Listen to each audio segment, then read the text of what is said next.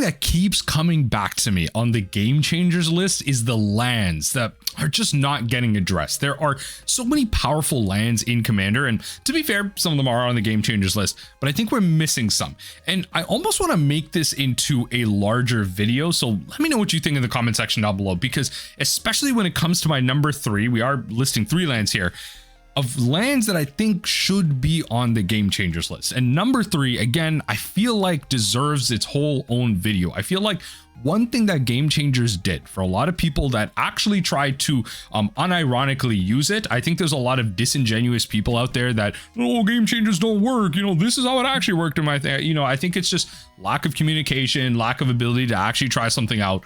But for those that actually do try it, deck building, I feel like, has net improved. I think a lot of people have had to make restrictions in the type of freeform things that they were able to do. They're like, oh, I play 10 tutors, but at the end of the day, I'm just tutoring rabbits. My deck's not that powerful. Okay, don't make decks like that. You don't need demonic tutor and worldly tutor in your random secret commander like hair deck where what's that rabbit that you can play any number of copies of? Like you don't need that in your deck. Just build a different deck, right? Like obviously you can if you have that type of conversation with your local play group and maybe with others, but generally people will want to follow these brackets and they would prefer you follow this bracket guideline to play with and not this freeform nonsense that we've been used to on the 10 power scale. Now, again, it's not completely restrictive. It's a guideline.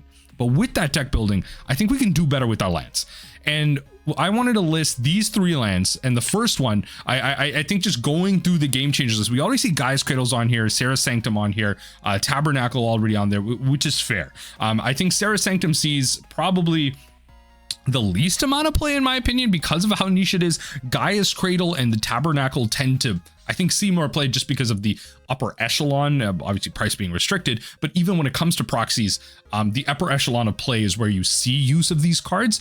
But when it comes to, I'm missing some of this because I typed in legendary specifically because I'm missing the soul land like Tomb on here. But the first card that I think should be added to the game changer list, which should help inform the type of lands that are in here, are Gemstone Caverns.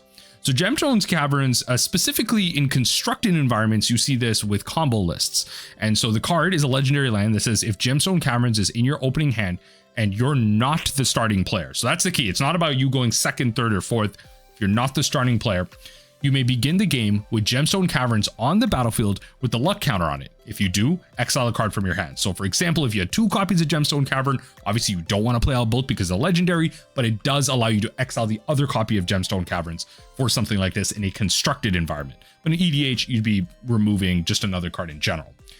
Tap to add colorless if Gemstone Caverns has a luck counter on it, instead add 1 mana of any color. So it essentially just gives you a turn up for constructed environments. It ramps you, it kind of gives you back the play. It makes it so you it's almost like you just played a land and passed, but it gives you back the play in constructed, which is really powerful. And in constructed decks, just trying to get to a certain land threshold really quickly. For example, we saw Gemstone Caverns in some examples in the Cascade strategies where we just needed to hit 3 mana as fast as possible, and having something like Gemstone Caverns in your opener to not only give you colored mana of any one color, but just giving you access to that second land was really powerful. And in similar fashion, it really is only used in a CEDH environment. The vast majority of the time for the average commander player, a land like this will, again, 99% of the time just be coming in untapped, but adding colorless mana. So yeah, you could use this in a colorless deck, but like, why are you doing that anyway? The card's like a $50 card. It's really only used in CDH for that extra advantage. Every so often you do see a player come out with the Gemstone Cavern, which is really powerful because on average the curves are lower. You want to be casting your commander faster, and you want to just get to certain thresholds to be able to cast certain cards that much quicker. If it's used specifically only in that sense, and it's used honestly pretty widely, why do we have it through regular access? This should be a game changer. The next card that I want to add is Cabal Coffers. This card, pretty widely used in many black decks. It is a relatively expensive card in terms of access, but when it comes to it, there are a lot of analogous cards to that. Like there's Magus of the Coffers, there's Cabal Stronghold, which counts basic swamps. There's other types of mana doublers that exist in black, so not necessarily adding for each swamp you control, but if you were to tap a swamp, you add 2 of that instead. So there are a lot of other options that mono black has access to. So I think Cabal Coffers specifically being a game changer is perfectly fine, because it's never used in that fair sense. It's always going to be with the green based strategies with black are always going to crop rotation for something like this. They're going to tutor for something like this, to just tutor for a land, and you're going to be using this in tandem with Urborg to Yawgmoth. Maybe your opponents also have something like that. You can metagame with something like Cabal Coffers, and so you have access to everything being a swamp.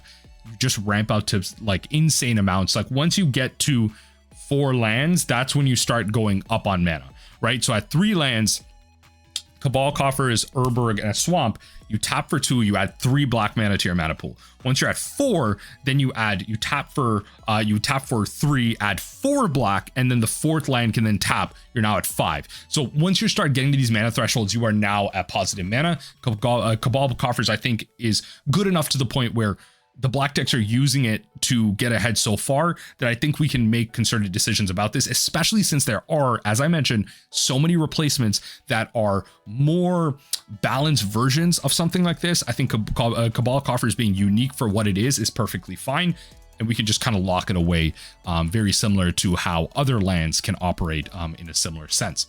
Now, the last category, and I said category, it's not even a land, and I'm cheating here a little bit, and again, I think deserves its own video, is the Fetchlands. I wholeheartedly believe the Fetchlands should be game changers, because it's not just about open access to mana. There's a couple of things that a lot of people have problems with Fetchlands for. So for example, you could play Fetchlands in your colorless deck.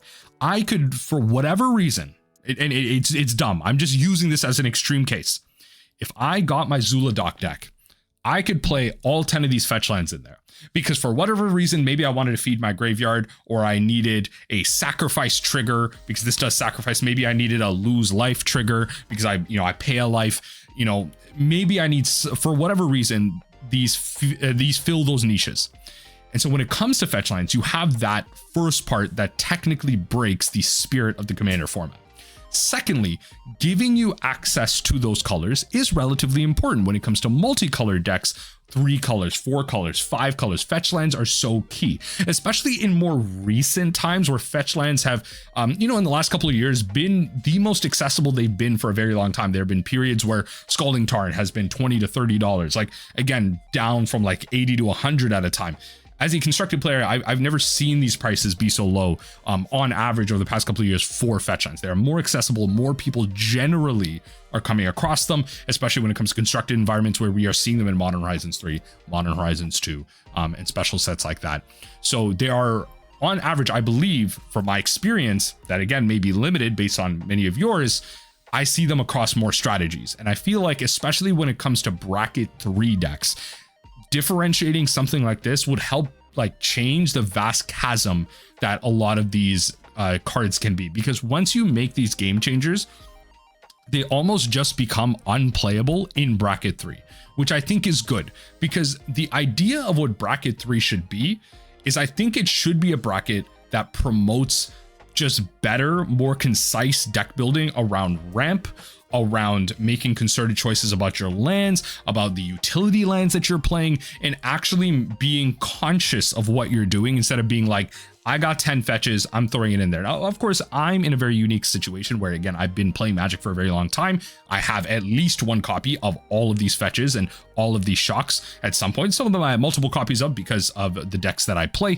But regardless, I am in that unique scenario, and playing with them, I feel like, again, I'm addressing my own personal bias, I feel that scenario where I do just end up putting them into a lot of strategies. Like my mono red Ragavan deck does just have Arid Mesa, Bloodstained Mire, Scalding Tarn, Wooded Foothills. Like it does just have all of those fetches, because you can just put them in there. But to be fair, they could probably just be other utility colorless lands like Scavenger Grounds, which is still in the deck. But regardless, they could be other lands that just better serve Ragavan's ability to just be a bracket 3 deck. It always feels weird when your opponent says bracket 3, but then they start off into a fetch into a Surveil land or fetch into a Triome.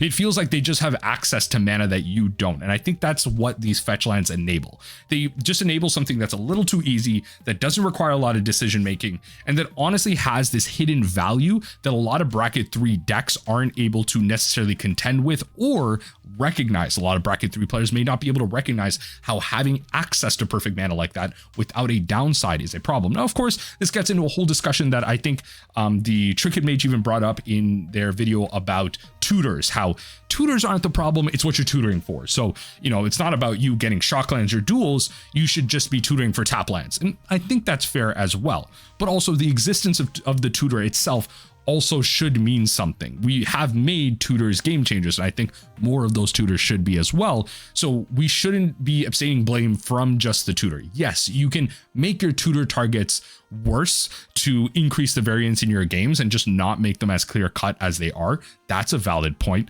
But also removing the tutors also makes the decks just as bad as well.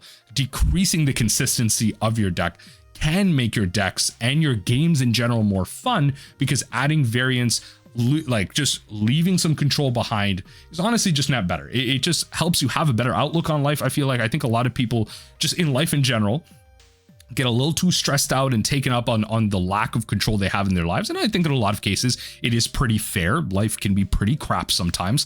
But in a lot of cases, I think there is some level of control that you can let go of in your life and just go with the flow. And I think in a small way, in a tiny, tiny way, if I can just bring that back, leaving out your fetch lands is perfectly fine. Just play some worse lands, play some basics, play some utility. And that's kind of why, again, to bring another personal example, I'm bringing a lot of personal examples into this, which is why I feel so strongly about this. But even in my Obeka deck, one reason why I really wanted to make my Obeka Splitter of Seconds deck an initiative-based deck is that first mode of the initiative allows me to get a basic.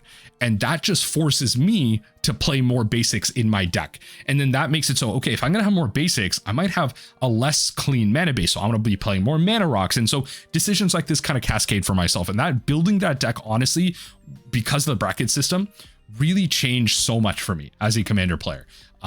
Forcing me to play more basics and what that means and how I ramp, how I fix my mana. And it's not just about playing fetches and everything. And so I believe for a variety of reasons, not only should those 2 lands previously be added to the game changers list, but I feel like fetch lands should be as well. Let me know what you think in the comment section down below. I hope my thoughts were concise enough. I know sometimes I can ramble a little bit. Some of y'all like that. Some of y'all haters don't like that as well. But hey, I may not have the production quality or the nuance of maybe a Salubrious Snail, a Trinket Mage, or a 3/3 Elk. But regardless, I hope the vibes can get across there, and I hope you can maybe relate to some of my personal examples. So again, let me know what you think in the comment section down below. What do you think about fetch lands? Do you play fetch lands actively in your decks? Do you only play them in certain decks, whether that be, you know, maybe you can play them out of your graveyard, or you have landfall decks, which I think is a different conversation, or do you just play them in your higher tier decks and not anything lower? Sound off down below and enjoy the rest of your weekend.